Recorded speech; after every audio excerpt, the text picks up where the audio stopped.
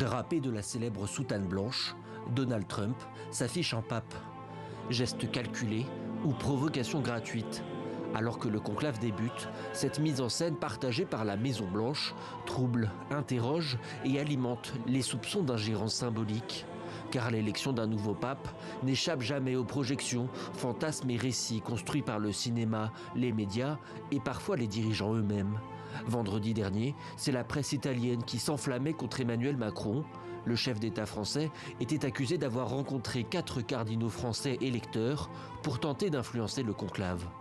C'est pas curieux, c'est pas étonnant ou bizarre que le président français ou un ministre reçoive les cardinaux, mais plus par courtoisie, par diplomatie que par volonté réelle d'avoir une influence sur eux. Les cardinaux sont des gens intelligents qui exercent des responsabilités lourdes. Sincèrement, penser que la vie de quelqu'un, fût-il président de la République, pèse sur leurs décisions, je pense que c'est mal connaître qui sont les cardinaux. Des ingérences étatiques, aujourd'hui marginales, mais longtemps bien réelles. Jusqu'au début du XXe siècle, certains États disposaient d'un droit de veto sur l'élection papale. En 1903, Pie X fut élu après que l'empereur d'Autriche a écarté son principal rival, le cardinal sicilien Mariano Rampolla del Tindaro. Ce type d'intervention a disparu peu après, mais d'autres formes d'influence plus subtiles perdurent. Aujourd'hui, certaines bases de données, parfois issues de médias, lobbyistes ou bookmakers, orientent les regards et alimentent les spéculations.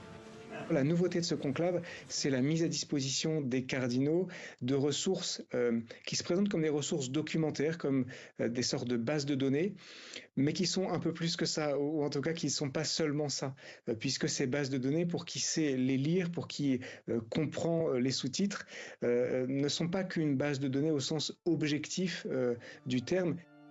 Des jeux d'influence et de médiatisation, les cardinaux les plus visibles s'imposent alors naturellement dans les esprits, bien avant le premier vote. Dans ce contexte, le huis clos total prend toute son importance.